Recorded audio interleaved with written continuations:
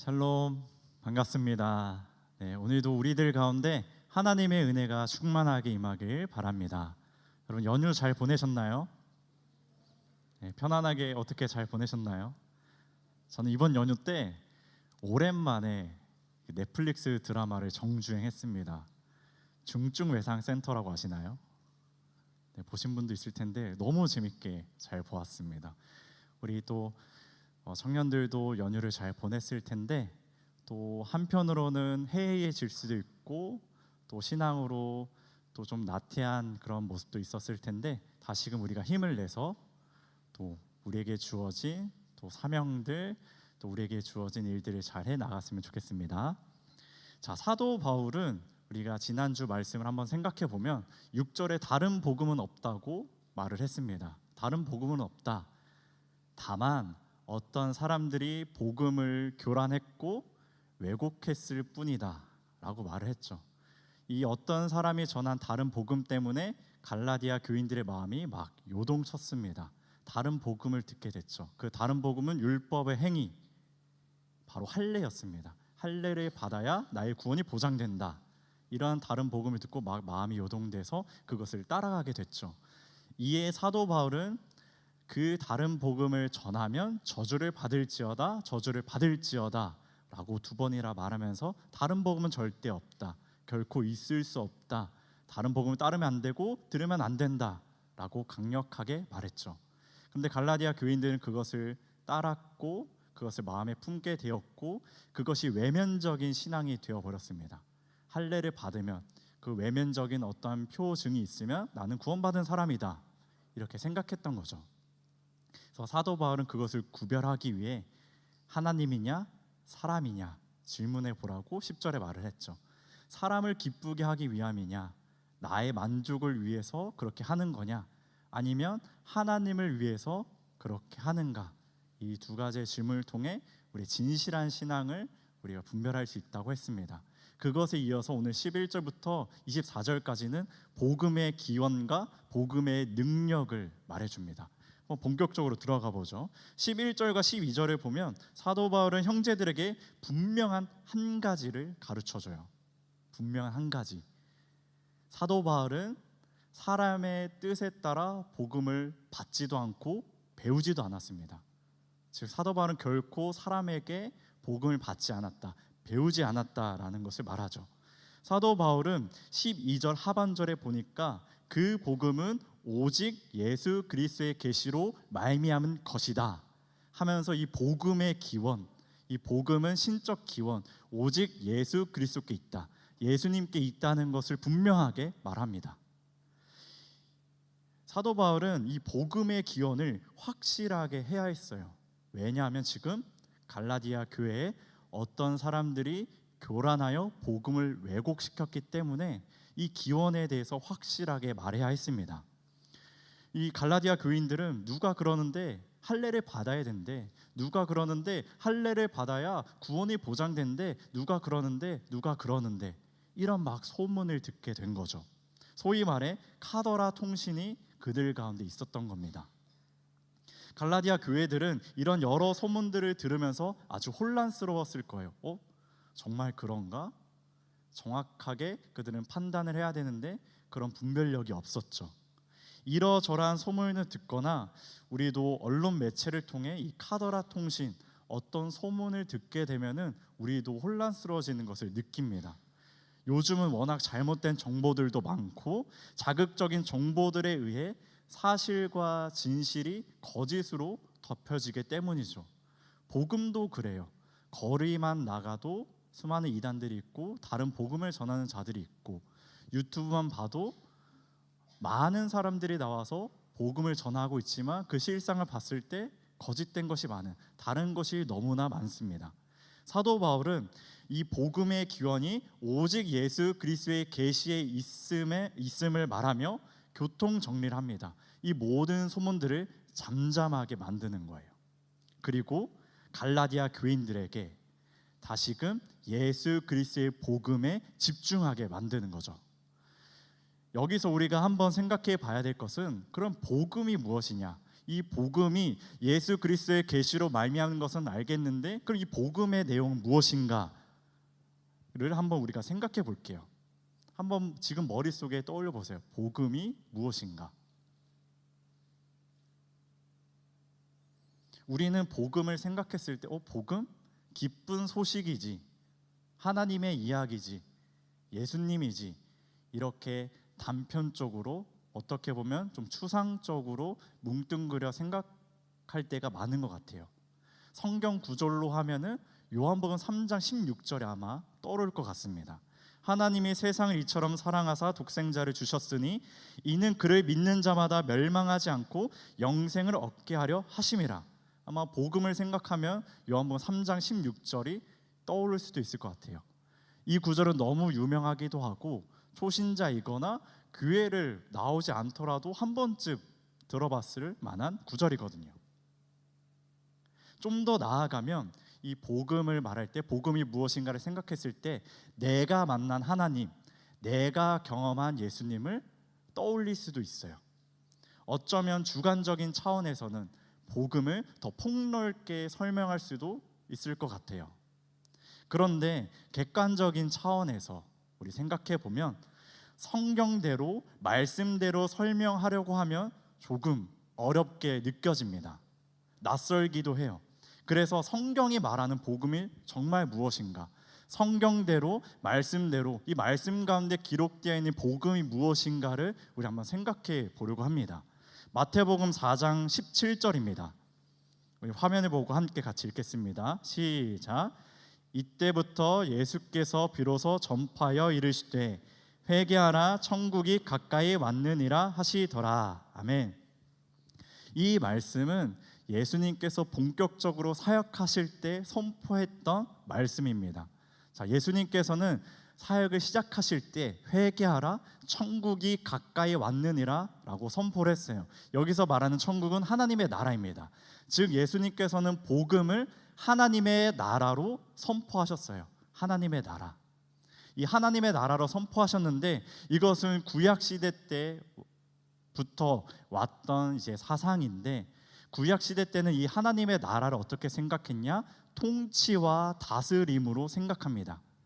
하나님의 통치, 하나님의 다스림이 하나님의 나라라고 생각했던 거죠. 그래서 구약 시대 때 유대인들은 하나님의 통치가 있는 곳에, 하나님의 다스리심이 있는 곳에 의가 있고 평화가 있고 기쁨이 있고 만족이 있는, 그렇게 생각을 했어요. 우리가 작년에 헌금 찬양이었나요? 하나님의 나라 그 후렴 중에 주가 다스리시는 그 나라, 주의 나라가 임할 때 모든 두려움 사라져. 하나님의 통치가 있는 곳에, 하나님의 다스림이 있는 곳에 두려움이 사라진다는 거죠. 평화가 있다는 겁니다. 이러한 배경 속에서 예수님은 하나님의 나라를 선포한 거예요. 하나님의 통치, 다스림, 그곳에는 의와 평화가 있다는 것. 그리고 예수님께서 이제 회개하라 천국이 가까이 왔느니라 하나님의 나라의 복음을 선포하셨는데, 이 하나님의 나라에 담긴 그 의미도 한번 생각해 볼게요. 자, 다스림으로 한번 생각해 보죠. 하나님께서는 온 세상의 주인이세요. 왜냐하면 온 세상을 창조하신 분이시기 때문에 온 세상을 주관하시는 창조주이시자 주인이십니다. 그래서 하나님께서는 이 세상의 주인 되세요. 그리고 창조하고 떠나는 것이 아니라 이 세계를 지키시고 보호하시고 다스리시죠. 그리고 이 통치를 누구에게 맡깁니다. 바로 아담이죠. 아담은 하나님의 대리자로서 하나님의 세계를 다스리고 통치해야 했어요. 생육하고 번성하고 땅에 충만해야 했죠. 그런데 이 아담이 어떻게 되나요? 하나님께 불순종하게 됩니다. 이 불순종이 뭔가요? 하나님의 통치와 다스림에서 벗어났다는 거예요. 죄를 지어 벗어나게 된 거죠. 그래서 인류는 죄가 들어오게 되고 모든 사람은 사단의 통치 아래, 그 죄의 저주 아래 놓이고 그 죄의 다스림 가운데 살아가게 됩니다. 죄 때문에, 타락했기 때문에 그런 일이 이제 일어나게 된 거죠. 하나님의 나라가 상실된 겁니다. 사도 바울은 이것을 갈라디아서 1장 4절에 한번 말했어요. 악한 세대에서 우리를 건져내시려고, 이렇게 말을 하거든요. 이 악한 세대, 예수님을 믿기 전에 사단의 다스림 아래 살았던 불순종의 아들로서 살아갔던 그 시기를 말하는 거죠. 그렇다면 이제 이 사단 아래에서 구원을 받아야 되는데, 이 구원은 어떤 의미냐? 이 악한 세대에서 건짐을 받는 것이 구원입니다. 사단의 통치 아래에 있는 것이 아니라 하나님의 통치 아래로 회복하는 것이 바로 구원인 것이죠. 하나님의 다스림을 다시금 받게 되는 상태, 그걸 바로 구원으로 보는 겁니다. 돌아온 탕자처럼 하나님께 돌아와 그분의 말씀대로 통치함을 받고 다스림을 받는 것을 이제 말하는 거죠. 이렇게 창조, 타락, 구원, 이 의미가 지금 예수님께서 선포하신 하나님의 나라에 담겨 있는 겁니다. 예수님께서는 이런 의미를 가지고 가까이 온 하나님의 나라에 선포하며 복음을 전하였고, 회개함으로 우리에게 이르는 다가온 하나님의 나라를 맞이하라는 거죠. 이것을 복음으로 전했습니다. 자, 이어서 예수님께서는 이렇게 하나님의 나라로 복음을 전했는데, 그럼 제자들은 복음을 어떻게 전했을까요? 고린도전서 15장 3절에서 4절, 우리 화면을 보고 같이 읽겠습니다. 시작. 내가 받은 것을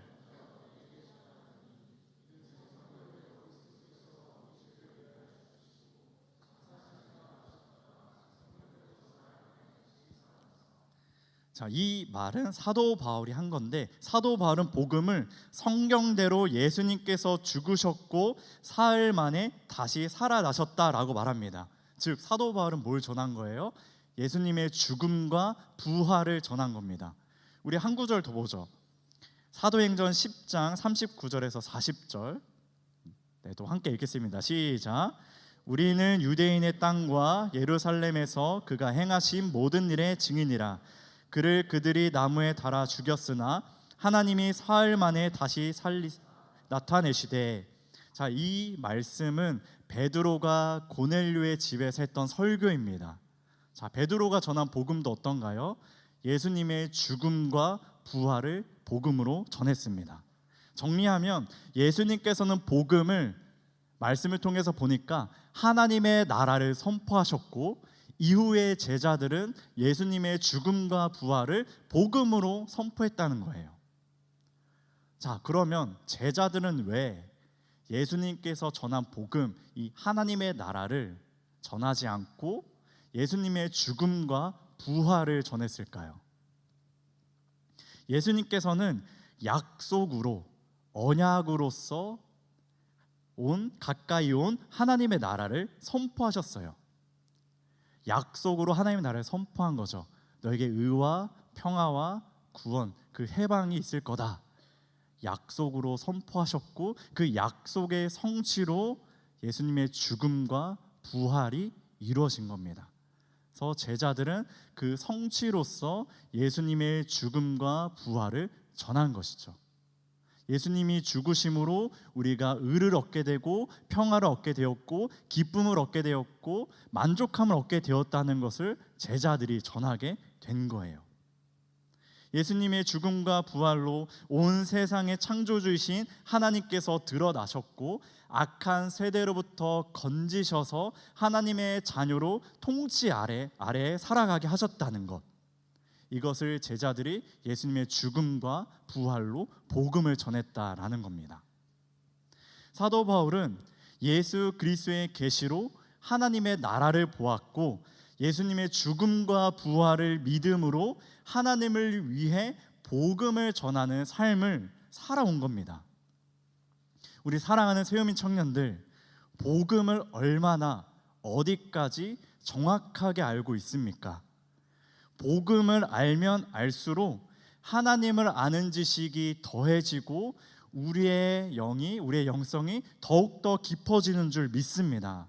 근데 복음을 나의 생각, 어떤 나의 느낌, 주관적인 차원에서만 이해한다면 쉽게 흔들려요. 오해가 생길 수도 있고, 어떤 소문을 들었을 때, 어떤 교란과 왜곡이 생겼을 때 쉽게 흔들립니다. 어쩌면 그것이 다른 것인지도 모른 채 빠져 들어갈 수가 있는 거죠. 성경대로, 말씀대로 복음을 이해하는 청년들이 되길 소망합니다. 그래야 흔들리지 않아요. 더욱 견고해져요. 반석 위에 우리 집을 지어야 흔들리지 않습니다. 또 나아가 성경대로 복음을 이해할 때 나의 삶에서 더 온전히 경험되는 거예요. 아, 성경의 말씀, 하나님이 이러한 분이시구나, 나의 삶에 이렇게 나타나시는구나, 이렇게 우리가 고백이 되는 거예요. 하나님의 나라, 이 약속이 나를 위한 것이었구나, 예수님의 죽음과 부활이 나를 위한 것이었구나, 하나님께서 온 열방의 창조주이시구나, 내가 죄인으로서 사단의 통치 아래 있었고 예수님께서 나를 구원해 주셔서 다시금 하나님의 통치 아래 두셨구나, 이렇게 우리의 삶과 마음 가운데 고백되는 것이죠. 우리 세움의 청년들이 성경대로 복음을 알아 그것을 경험하고 더 깊어지는 신앙이 되길 소망합니다. 사도 바울은 이렇게 복음의 기원이 어떤 사람에게 있는 것이 아니라 오직 예수 그리스도의 계시로 말미암은 것이라고 말을 했어요. 사도 바울은 다메섹 도상에서 예수님을 만났고 복음을 듣고 배웠습니다. 사람에게서 받고 배운 것이 아니죠. 오직 예수 그리스도의 계시로 배운 겁니다.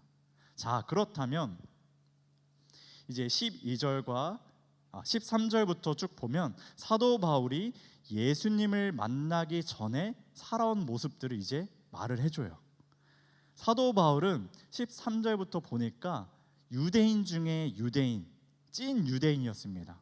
성골 유대인이었던 거죠. 그는 하나님의 열심을 가지고 예수님을 믿는 자를 박해했던 자예요. 유대교를 지나치게 믿었고 조상의 전통에 대해 더욱 열심이었습니다. 사도행전 7장 8절에 보면 스데반 집사가 순교하는 내용이 나오는데 사도 바울은 그 죽음을 보면서 마땅히 여겼어요. 그가 죽는 것은 마땅하다, 이렇게 여기기까지 했습니다.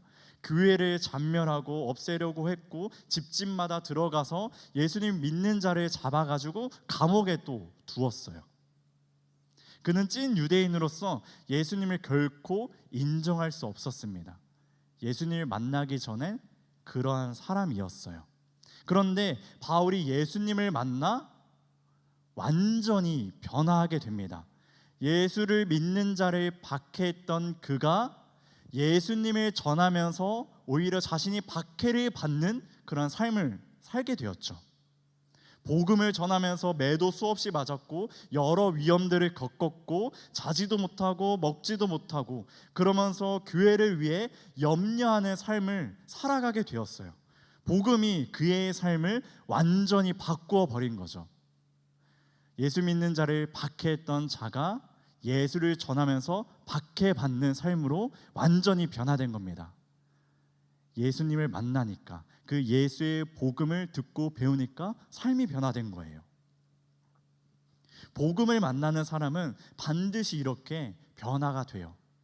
바울처럼 순식간에 급격하게 변화될 수도 있고 또 때로는 시간상 차이가 있어 서서히 변화되는 사람도 있습니다. 분명한 것은 복음을 들으면, 예수님을 만나면 변화가 이루어진다는 겁니다.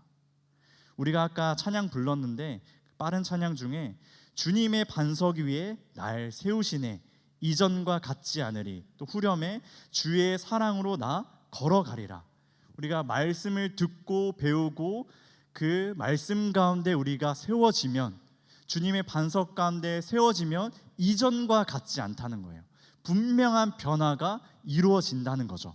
그리고 주님의 사랑으로 한 걸음 한 걸음 한 걸음 걸어가게 된다라는 겁니다. 그리고 마지막 또 찬양이었죠. 나의 삶은 내 주 예수의 것이니 내 생명 다해 예수로 살리. 복음으로 변화된 바울은 이제 내가 내 안에 사는 것이 아니라 오직 예수 그리스도가 내 안에 사는 것이다, 내 생명을 다해 예수를 위해 살아간다, 이렇게 고백했던 것처럼 복음은 사람을 변화시키고 완전히 주님을 위해 생명을 다해 살아가는 삶을 살아가게 한다는 거예요. 이것이 바로 복음의 능력입니다. 또 우리 15절 한번 가보죠. 갈라디아서 1장 15절, 우리 화면을 보고 또 같이 읽겠습니다. 시작.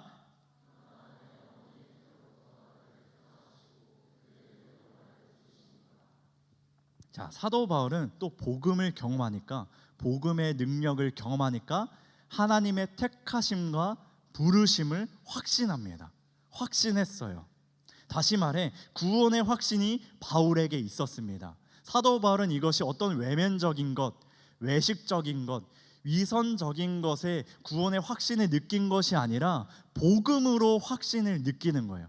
복음으로 택하심과 부르심을 확신하는 것이지 어떤 할례, 그 율법의 행위가 확신을 주는 것이 아니라는 것을 이제 바울이 말하는 거죠. 경건의 모양이 아니라 오직 예수 그리스도의 계시로부터 확신을 얻는 거죠. 우리는 한번 생각해 보죠. 구원의 확신을 어디에 두고 있습니까? 17세기 영국의 청교도 학자인 토머스 왓슨이라는 사람이 있는데요. 이 사람이 웨스트민스터 소요리 해설을 이제 썼습니다. 그 중에서 확신이란 이제 부분이 나오는데, 이 저자는 이 확신을 3단 논법으로 설명합니다. 3단 논법에는 어떤 것이냐? 대전제, 소전제, 결론, 이렇게 이루어져요.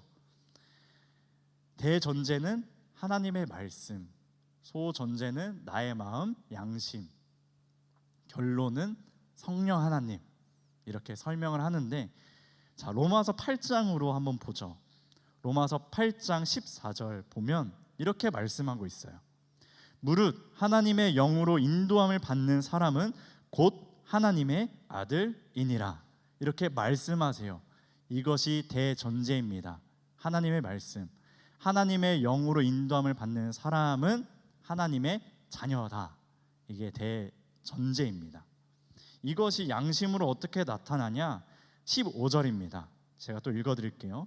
양자의 영을 받았으므로 우리가 아빠 아버지라고 부르짖느니라. 우리는 하나님의 영을 받아 아빠 아버지라고 부릅니다. 이것이 소전제예요. 자, 16절 또 보면 성령이 친히 우리의 영과 더불어 우리가 하나님의 자녀인 것을 증언하시나니. 자, 대전제가 하나님의 영을 받는 사람은 하나님의 자녀이다. 소전제로 우리는 하나님의 영을 받아 아빠 아버지라 부른다. 그러므로 우리는 하나님의 자녀이다. 이렇게 결론이 나오는데, 우리는 하나님의 자녀이다, 이 결론을 성령님께서 증언해 주신다는 거예요. 그래서 말씀, 우리의 양심, 성령, 이 세 박자가, 이 3박자가 잘 어우러져야 우리 안에 구원의 확신을 더욱더 강하게 얻을 수 있다라고 이 저자가 말을 하는 거죠. 여기서 볼 때 구원의 확신은 어떤 느낌, 감정, 지각, 추상적인 것에 비롯되지 않고 하나님의 말씀이 전제가 되어서 그것이 나의 마음에 경험이 되고 믿어지고 그 결론으로 성령님께서 증언하신다라고 말을 하는 겁니다.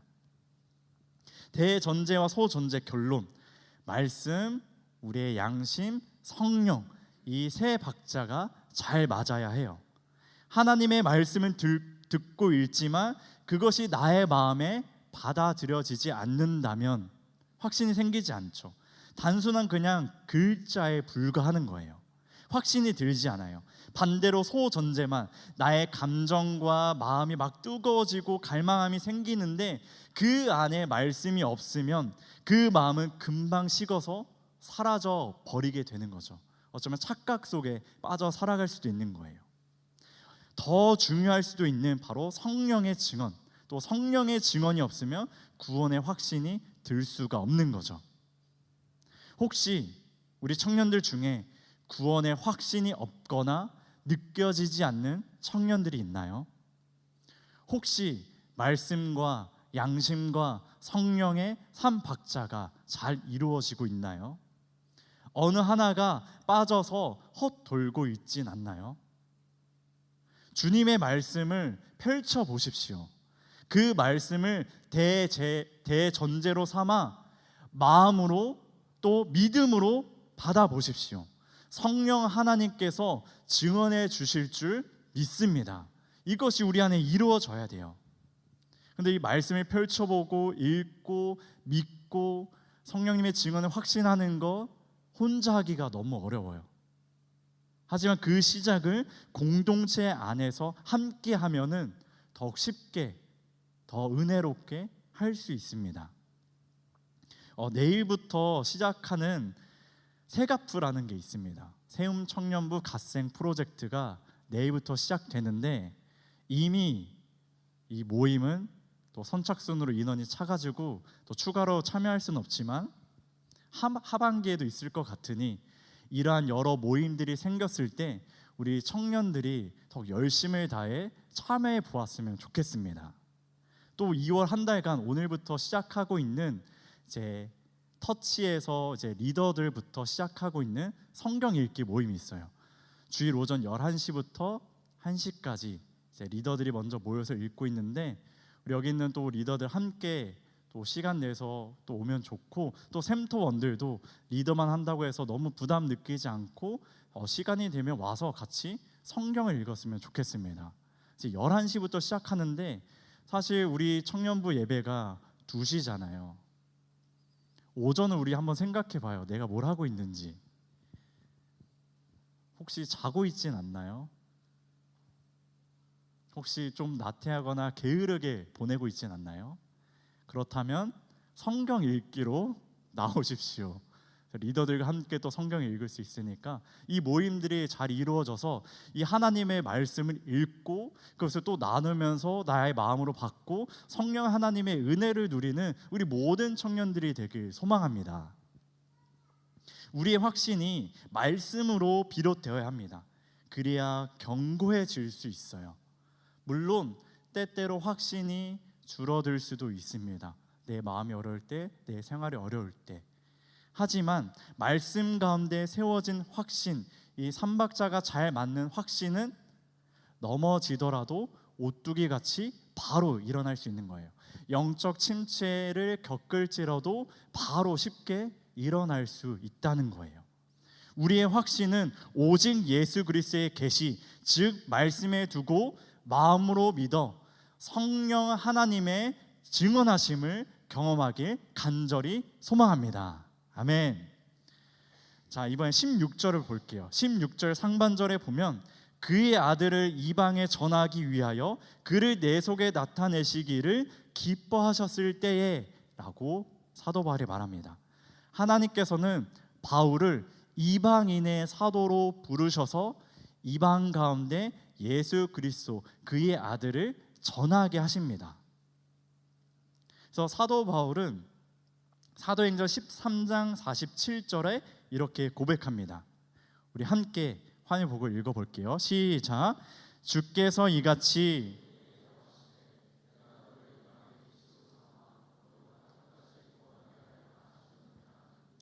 자, 사도 바울은 자신이 하나님께서 이방인의 사도로 부르셨다는 것을 분명하게 알았습니다. 자신의 사명, 그 비전을 알았다는 거죠. 이 말씀은 제가 대학생 시절 때 또 간절히 기도하면서 주신 말씀인데 대학교 시절 때 제가 참 비전과 사명에 대해서 참 부르짖어서 기도했습니다. 제가 지금 목사로 서 있지만 어렸을 때부터 목사가 되자, 목회자가 되자, 이 길을 걸어가자 하지 않았었거든요. 나의 비전, 나의 부르심, 나의 사명이 무엇일까? 좀 대학생 시절 때 반복해서 막 기도를 했어요. 그때 마음에 동한 말씀이 우리가 읽은 사도행전 13장 47절 말씀이었습니다. 저도 이것을 저의 사명의 말씀으로 받았죠. 그렇게 목사의 길을 준비하고 지금 또 이 자리에 서게 되었습니다. 그리고 신대원을 준비할 때 또 막 간절히 기도했어요. 저의 사명을 다시 한번 재확인하기 위해, 재점검하기 위해 기도했었는데, 그때 또 주신 말씀이 사도행전 20장 24절입니다. 제가 읽어드릴게요. 내가 달려갈 길과 주 예수께 받은 사명 곧 하나님의 은혜의 복음을 증언하는 일을 마치려 하면은 나의 생명조차 조금도 귀한 것으로 여기지 아니하노라. 이 말씀을 받고 결단하며 또 기도했던 또 그러한 시절들이 생각이 납니다. 복음의 능력이 제 안에 나타나게 된 거죠. 복음의 능력이 제 안에 나타나니까 이 사명들이 더욱더 구체적으로 선명하게 저의 길 가운데 이렇게 하나하나씩 나타나더라고요. 우리 청년들에게도 사명이 있을 줄 믿습니다. 하나님께서 계획하신 놀라운 비전들이 우리 청년들에게도 있을 줄 믿습니다. 저는 그것이 너무 기대돼요. 우리 청년들이 하나님께 어떻게 쓰임 받을까? 어떻게 세상에 나아가서 하나님의 복음, 그 생명의 향기를 내면서 살아갈까? 이것이 너무나 기대가 돼요. 하나님께서는 분명하게 우리 청년들에게 주신 사명이 있습니다. 복음의 능력이 나타나서 그 사명을 깨달을 수 있도록 기도합시다. 이 사명이라는 것이 가만히 있는다고 깨달아지고 선명해지는 것이 아니에요. 하나님 앞에 나아가 기도할 때 하나님께서 말씀을 주시고 분명한 길을 아주 선명하게 하나님께서 또 인도하신 그 길을 보여주실 줄 믿습니다. 그래서 기도의 자리로 나아가야 돼요. 진지하게 기도해야 됩니다. 그래서 우리 청년들이 기도하는 청년들이 되게 간절히 소망합니다. 우리 마지막으로 갈라디아서 1장 또 23절 24절 다 함께 한번 또 화면을 보고 읽겠습니다. 시작. 다만 우리를 박해하던 자가 전에 멸하려던 그 믿음을 지금 전한다함을 듣고 나로 말미암아 하나님께 영광을 돌리니라. 자, 사도 바울의 얼굴이 그리스도 안의 유대의 교회들에게 알려지지 않았어요. 만난 적이 없거든요. 예루살렘으로 올라간 적도 없으니 얼굴이 알려져 있지 않았습니다. 다만 소문이 있었어요. 이 소문을 보니까 나쁜 소문이 아니라 아주 좋은 소문이었습니다. 그가 멸하려던 그 믿음을 전한다. 이 믿음이 무엇인가요? 예수 그리스도를 믿는 믿음이죠. 원래 사도 바울은 멸하려 했어요.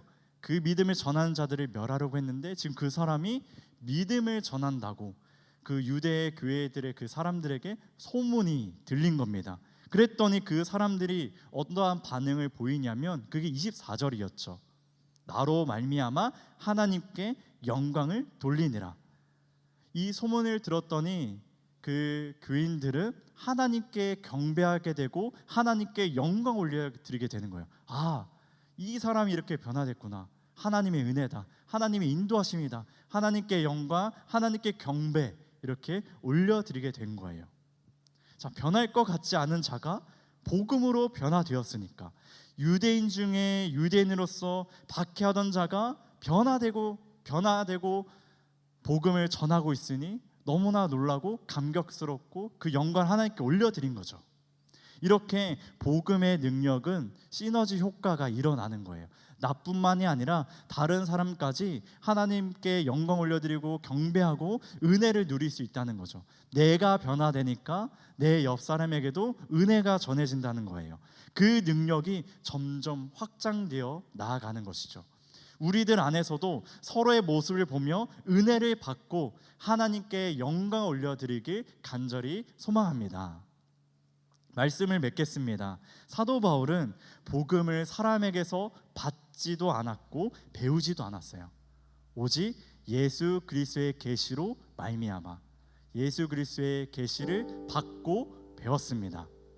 사도들은 갈라디아에 들어온 다른 복음에서 다시금 질서를 바로잡기 위해 복음의 기원이 오직 예수님께 예수 그리스도의 계시에 있다고 말을 했어요. 즉 복음은 사람의 말이 아닌 하나님의 말씀에 있다고 말을 한 거죠. 우리는 성경대로 말씀대로 복음을 알아야 합니다. 그래야 다른 복음에 흔들리지 않고 견고하게 설 수 있어요. 그 다음으로 복음의 능력이 변화, 확신, 사명, 영광, 이것이 우리의 삶 가운데 나타나는 거예요. 만약 복음의 능력이 내 안에 없는 것 같다면 말씀대로 복음을 알고 믿고 있는지 점검해 보십시오. 성경을 펼치고 기도하십시오. 그 안에서 예수님을 만나길 바랍니다. 예수 그리스도를 마음 가운데 영접하길 바랍니다. 주님의 주되심을 인정하고 하나님 아래서 복음의 능력을 경험하며 우리들의 나눔 가운데 복음의 향기가 퍼져나가길 주님의 이름으로 축복합니다. 아멘. 우리 다 함께 일어나서 우리 결단하며 찬양합시다. 우리의 마음을 열고 우리 주님께 나아갑시다. 우리 주님께서는 마음을 두드리고 계시고 우리를 찾아오시는 분이세요. 우리가 마음을 열고 주님을 영접해야 됩니다.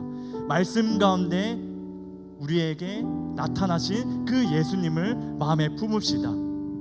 십자가의 죽음, 그 부활, 그것을 마음으로 받고 내 마음에 통하고 성령 하나님께서 주시는 그 증언하심, 그 은혜를 누립시다. 그 마음을 가지고 말씀을 기억하며 우리 결단하며 찬양합시다.